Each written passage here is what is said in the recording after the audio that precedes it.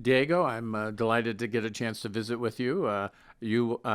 Just for the record, Diego Cervantes, and as we were chatting a little earlier, you're a Trojan. So talk a little bit about your background, and then we'll get into your career and what you're doing now.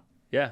Yeah. So my name is Diego Cervantes, born in Silmar, but was only there for about 2 years.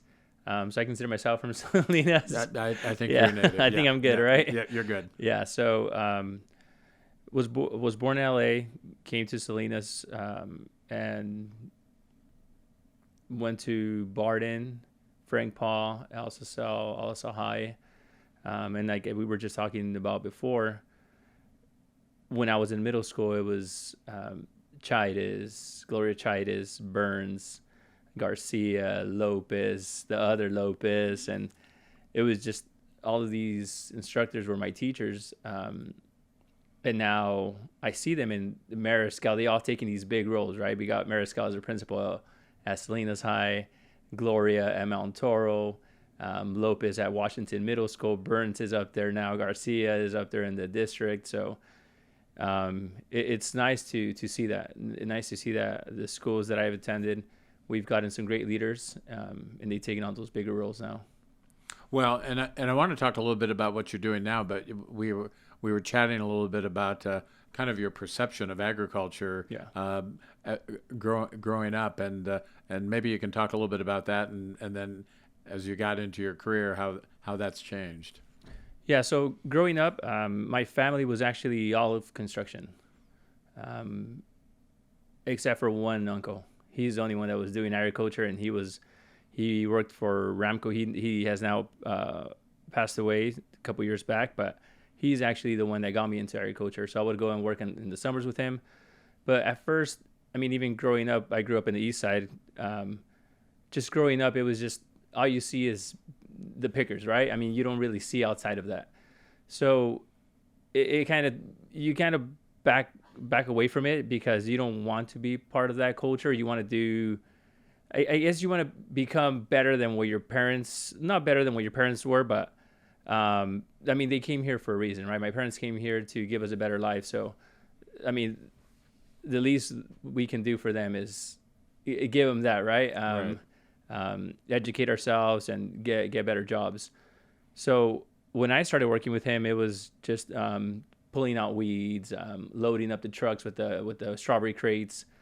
But soon enough, I started seeing all these other guys pull up in trucks. I started seeing um, them getting down from their trucks, pulling tissue samples, soil samples. So that sparked an interest. So when I went to onto Harnell, I was in Harnell Community College. That kind of opened up my mind about agriculture. So then eventually I transferred out to Fresno State, and that's when I mean, I was still not sure what I wanted to do in Fresno State. I was going more for criminal justice. Once I got there, I saw the plant science, plant health department, and I mean, I kind of just slipped right in, and I discovered all these other things that we can do in agriculture and that can change, or that are changing within every day. But So what are you doing these days? so now I actually work for Ali Hearn. I'm in the fertilizer department, Right. and we are hoping to help out as many growers as we can, reducing cost, just helping out in general, just with their fertilizers. Right, and prior to that, and I like this because I think it's kind of instructive. It's the nature of ag tech that it's obviously very local, and there's a global component to it in terms of companies come from all over the world to try and break into the Salinas Valley. But at the end of the day, they're only going to do that if they hire somebody local who knows the scenery. So before L.A. Hearn, you were working for Ali Bio, and Yeah, which is a Mexican-based yeah, company, and obviously a lot of the Valley players have interest down there, and they were established in Mexico and wanted to come into the U.S. But hmm like I say, they got to hire local. So you've kind of been involved in the entrepreneurial side of agriculture as well. yeah, exactly. I mean, even right off the bat, I mean, I got to do an internship with Foxy, with Tim Burrell, and right after that, I jumped in with Hector Mariscal, which was an independent PCA. So I mean, that itself was already the entrepreneurial side, right? Right. Or, I mean, he became an entrepreneur without even realizing it. Where he broke off on his own, and so I started picking up on little things like that from him. And then 5 years later, I started working for this startup company based out of Mexico with biologicals. Where I want to say 3 years back, I mean, if you asked most growers, they would have just had no clue of what biologicals were. We're now in the market, we get to see them a little bit more. But yeah, I mean, I just started with LA Hearn. I've been with them now about 3 months, but I'm glad it went the way it did, because now I get to see that whole aspect of the other side of all these companies when they try to come in. Like you said, they need someone like us. They needed a grower, so it's a whole team behind it. Right. To establish a product, to try to see what trials we can run, and make the best out of it. Well, and you're a young guy, young family, and so and I know you just bought a house and are moving. Yeah. You know, talk about the challenges of doing that. I know you know this is an expensive housing market, and people are talking about affordable housing all the time. And you know, my view is you know, besides growing vegetables, we've got to be thinking about how do we grow wages and grow opportunities. And I think and ag is still going to be part and parcel of that future, I think. So talk a little bit about what you're seeing in terms of what you're doing today, and other folks you see out in the field. Is that creating new opportunities where better jobs, better salaries, that type of thing? Yes, of course. This ag industry, it seems like we're just growing and growing, and I don't know if it's because I'm growing with it, Yeah. but definitely better paying jobs. We've been doing really great overall, I think, as the ag industry, just giving these different roles and taking on these different roles. But yeah, it's definitely a challenge. I got married in 2019. We had our two kids, and it was just a question that we would ask each other, me and my wife. It's like, are we ever going to be able to afford a house? Right. With this housing market? Do we wait during COVID? It's like, oh, you know what, we're just going to wait, just like everyone else. The housing market's going to crash. Right. But it was just time. And I think with the job that that I had, and it's just, I mean, it worked out where we were lucky to be able to buy a house, and I mean, it's been working out. No, that's good. And so you're a young guy, several decades ahead of you. How do you view your future opportunities, and really the future of ag? You know, one of the things I tell folks is we shouldn't take ag for granted as we know it today. Yeah. You know, and a lot of things are changing, whether it's the supply side, how you go to market, and the business you're in, the input side. Mm-hmm. That's changing. But where there's change, there's opportunity. Yeah. Definitely. I mean, it's been changing. It's going to continue to change. We have all these restrictions now, making it harder and harder every time for the grower. It's hard. It's honestly really hard. I mean, just this year with the strawberry market, it's been tough. Where usually a lot of these growers will stop fertilizing around mid-September, end of September. Most of these growers have been done, and we're not even done with August. So it's definitely been an impact, and it's become more. Yeah, no, it's definitely something you have to stay on it. What you know, as you kind of think about the city, and what are you looking for? You know, when it comes to the next mayor of Salinas, what's important to you? I think our struggle just right now as a community, it's housing,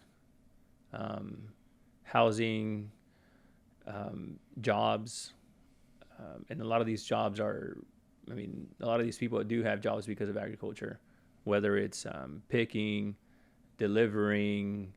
I mean, it's so many jobs that people I don't think people really understand of everything that agriculture has to offer the community, and how much money comes in and out from this county due to agriculture. But yeah, I mean that's a tough question, but I think definitely one of the biggest ones it's housing.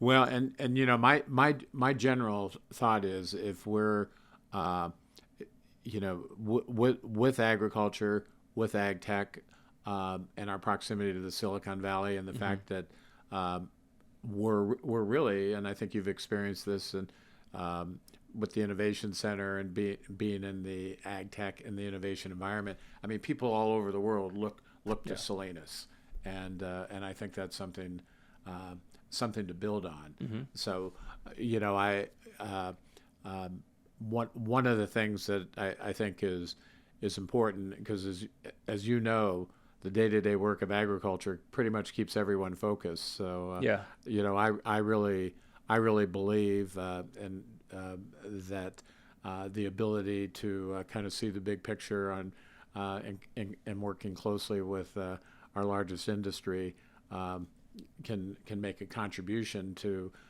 economic growth. And you know, where there's growth, there's investment, and those are the sorts of things that you know, once as you become a more desirable place to live, people, you know, I think the marketplace is going to say we have to have more places to live, and that hopefully over time addresses some of the housing challenges we have. Yeah, So. yeah, but it's I'm glad you touched on that, on like our center with all this technology that's coming along with the side by side with agriculture.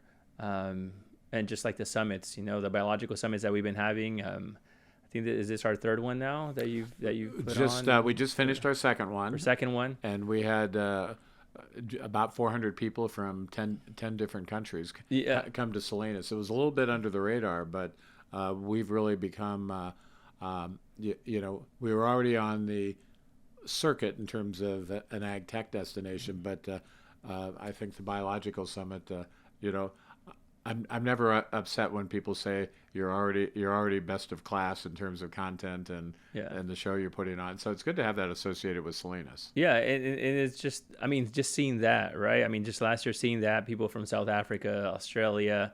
I mean, you have people coming from all over the world just to a city where I don't think people realize the importance of agriculture, the technology, and how people from all over the world want to come in and show us how they can help us and how we can all help each other. But it was really neat to see that, just to see people from all over the world show the interest in Salinas. And I mean, so let's see, that this is only the second year, so I can only imagine how it's going to be like in 10 years. Yeah, well, that's the idea. I hope I'm here 10 years from now to see it. I'm not sure I'm going to organize it, but, at that point. But well, anyway. I certainly appreciate you sharing your background and visiting. So, what are your thoughts on who should be the next mayor of Salinas and why? Oh, that's a really tough one. I mean, we were all rooting for you. We really want you to take it. And I was just talking. I'll share this quick story. I was talking to my real estate agent on Monday when I signed for our house. And at the house, there's a sign for someone else running for council, and I was like, oh, you know, I already got these signs I want to put up with Dennis, and she's like, oh, Dennis Donahue. I was like, yeah, Dennis Donahue. We work in the same office. She's like, oh my God, my mom loves him, and this is Suzanne. She's our realtor. But I mean, it's nice to see that or hear that from the community. I mean, just now, before we walked into the office, the lady came out and she greeted you, and she was asking if you were going to be for mayor. So, I mean, that's always nice to see the support of the community. Yeah. So, I mean, once you see that, I mean, you realize, right, that, I mean, it's a good look for Salinas. Everyone's excited for Dennis Donahue to be our next mayor. So we're definitely excited, and we're definitely going to be voting for you. Sounds good. Well, trust me, that new house of yours is going to get a lawn sign. So, Yeah. Diego, Yeah. thanks for. I know you're busy, and it's nearing the end of the season, so you've got work to do. So, thanks for taking the time to Yeah. come in. Well, thank you for having me, Dennis. Appreciate it. My pleasure. Good to see you. Thank you.